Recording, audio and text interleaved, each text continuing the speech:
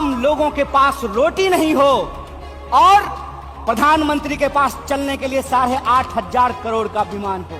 आपके पुरखों ने जिन अंग्रेजों की चापलूसी की थी, उन अंग्रेजों से लड़ करके हमने इस देश को आजादी दिलाई। इस बात को याद रखिएगा।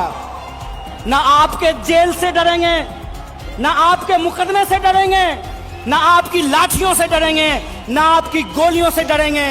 भारतीय राष्ट्रीय कांग्रेस इस देश की पार्टी है और इस देश के हकूक के लिए लड़ती रहेगी। इस बात को याद रखिएगा। सम्मानित मंच और भारतीय राष्ट्रीय कांग्रेस के 85वें महाधिवेशन में आए हुए देश भर के आप तमाम प्रतिनिधियों का मैं हार्दिक स्वागत करता हूं और जो हमारी संचालन समिति है उसको विशेष रूप से आभार व्यक्त करता हूं कि आपने मुझे इस 85वें महाधिवेशन में बोलने का मौका दिया है। मेरी आवाज़ जहां तक पहुंच रही है, आप तमाम कांग्रेस पार्टी के एक एक कार्यकर्ता को मीडिया के माध्यम से, सोशल मीडिया के माध्यम से जो हमारे देश के लोग 85वें महाधिवेशन से जुड़े हुए हैं, आप सबका भी मैं हार्दिक अभिनंदन करता हूं, आपका स्वागत करता हूं। दोस्तों, सबसे पहले मैं एक नौजवान होने के नाते भारतीय राष्ट्रीय कांग्रेस की जो मौजूदा स्टीयरिंग कमेटी है, उसने जो संविधान में एक संशोधन किया है कि पार्टी प्रतिनिधित्व में हर एक स्तर पर 50 वर्ष से कम उम्र के व्यक्ति को 50% तक सीट जो आरक्षित किया गया है, मैं इस देश के नौजवानों के बिहाफ पर भारतीय राष्ट्रीय कांग्रेस को कोटि कोटि धन्यवाद करना चाहता हूं। दोस्तों, मैं समझता हूं कि ये एक महत्वपूर्ण रेजोल्यूशन है।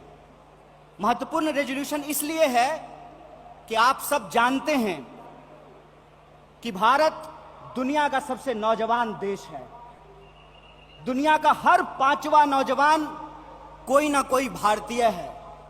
ऐसे वक्त में देश की दशा क्या होगी, देश की राजनीति क्या होगी, समाज का स्वरूप क्या होगा और हमारे आने वाले भविष्य का मुस्तकबिल क्या होगा, इसको इस देश का नौजवान तय करेंगे।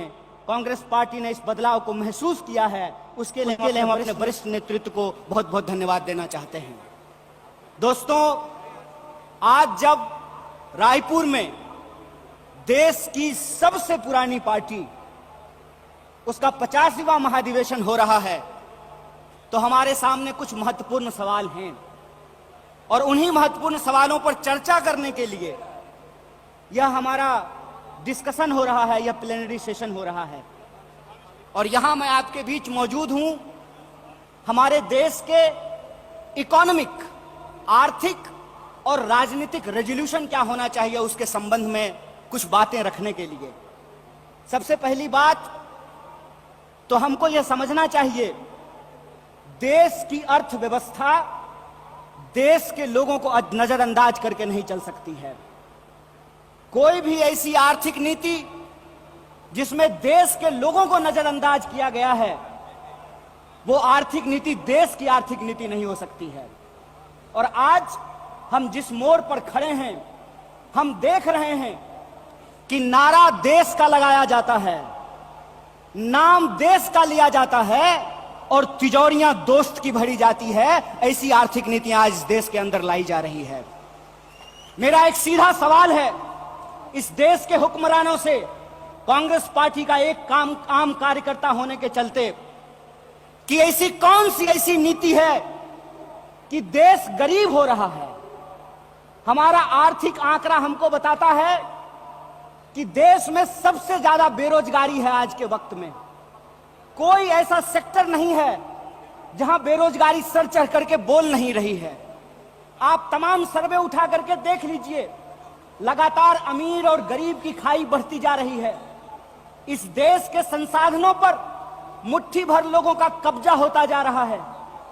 वैसी परिस्थिति में जो देश की संकल्पना है, जिसको महात्मा गांधी ने देखा है, जिसको मौलाना अबुल कलाम आजाद ने देखा है, जिसको सुभाष चंद्र बोस ने देखा है, जिसको श्रीमती इंदिरा गांधी ने देखा, जिसको स्वर्गीय राजीव गांधी ने देखा, जिसको इस देश की संविधान ने इस रूप में वर्णित किया है कि देश देश के लोगों से बनता है।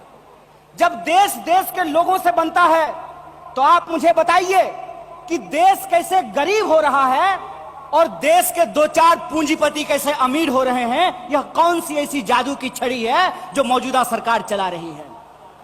आप मुझे बताइए कि आम लोगों की आमदनी घटती जा रही है और देश के एक दो पूंजीपति दुनिया के अमीरों की सूची में जाकर के शुमार हो जाते हैं। मैं यहां यह बात स्पष्ट कर देना चाहता हूं, हमारी पार्टी अमीरों के खिलाफ नहीं है, हमारी पार्टी पूंजीपतियों के खिलाफ नहीं है, हमारी पार्टी उद्योग धंधों के खिलाफ नहीं है, हमारी पार्टी उद्योगपतियों के खिलाफ नहीं है। लेकिन हम ऐसा देश नहीं चाहते हैं जहां आम लोगों के पास रोटी नहीं हो और प्रधानमंत्री के पास चलने के लिए 8,500 करोड़ का विमान हो। हम ऐसा देश नहीं चाहते हैं कि इस देश के आम लोगों के हाथ में शिक्षा नहीं हो, कलम नहीं हो, स्लेट नहीं हो, कंप्यूटर नहीं हो, मोबाइल नहीं हो और इस देश की जो सरकारी संपत्तियां हैं, बीएसएनएल के बारे में क्या कहा गया? बीएसएनएल के बारे में कहा गया बीएसएनएल का मतलब होता है भाई साहब नहीं लगेगा। अरे भाई साहब नहीं लगेगा तो आप मुझे बताइए कि जियो धन धनाधन कैसे करेगा? यह सवाल आज इस देश के सामने खड़ा है। सरकार क्या करेगी? यह सवाल मैं पूछना चाहता हूं इस देश के नीति निर्माताओं से कि अगर एयर इंडिया नहीं होगा, जब देश में नहीं होगा एयर इंडिया, तो आप बताइए क्या करेंगे ज्योतिरादित्य सिंधिया? जब एयर इंडिया नहीं होगा, जब रेलवे नहीं होगा, जब बीएसएनएल नहीं होगा, तो मैं कहता हूं कि इस देश में मंत्री की क्या जरूरत है? जब देश में जनता नहीं होगी तो फिर इस देश में सरकार की क्या जरूरत है? जब देश में स्कूल नहीं होगा, अस्पताल नहीं होंगे, सड़कें नहीं होंगी, तो आप मुझे बताइए कि फिर संसद की क्या जरूरत है? इस देश की जो पूरी की पूरी संकल्पना है, उस संकल्पना को आज एक बार फिर से कांग्रेस के राष्ट्रीय महाधिवेशन में पुनर्विचारित करने की जरूरत है।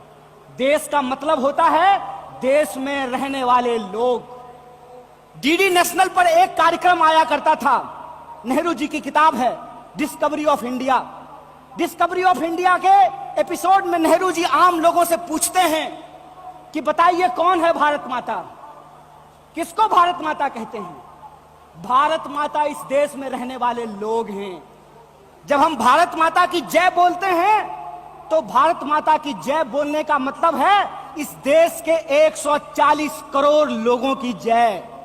और 140 करोड़ लोगों की जय का मतलब है कि 140 करोड़ लोगों के हाथ में पढ़ाई हो, 140 करोड़ लोगों के हाथ में काम हो, 140 करोड़ लोगों के लिए रोजगार की व्यवस्था हो, 140 करोड़ लोगों के लिए इलाज की व्यवस्था हो, 140 करोड़ लोगों के लिए चलने के लिए सड़कें हो, गाड़ियां हो, रेलवे हो, हवाई जहाज हो। और आपने देखा कि देश में कुछ लोग लोकतंत्र को अपनी बपौती समझ लिए हैं। अभी जब मैं हवाई जहाज की बात कर रहा था तो मुझे दिल्ली एयरपोर्ट याद आ गया।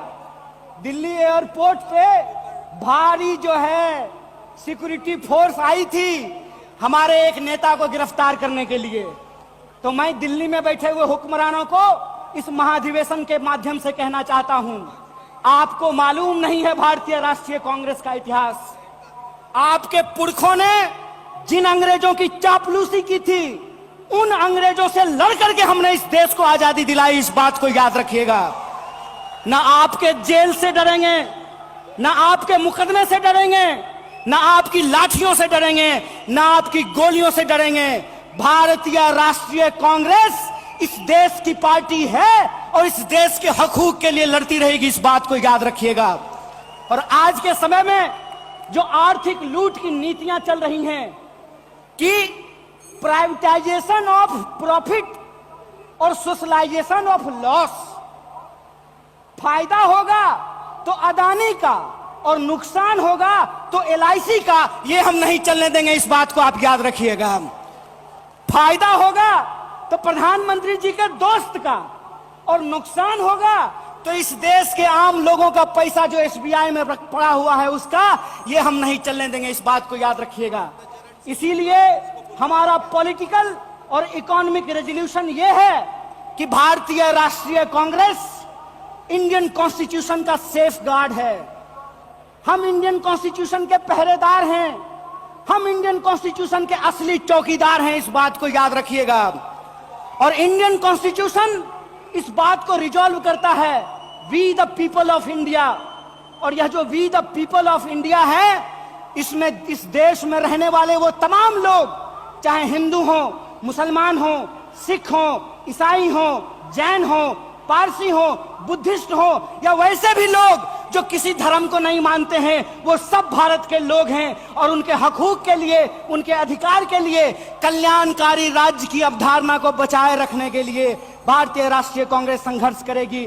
और यही जो पॉलिटिकल रेजोल्यूशन है कि हम देश के लोगों के बुनियादी सवालों के लिए, रोजी रोटी, कपड़ा, मकान, शिक्षा, स्वास्थ्य, सड़क, बिजली, पानी और इस देश के संविधान के लिए संघर्ष करते रहेंगे। इसी आशा और उम्मीद के साथ आप तमाम सम्मानित मंच और आप तमाम प्रतिनिधियों का एक बार पुनः स्वागत करते अपनी बात को खत्म करूंगा। शुक्रिया।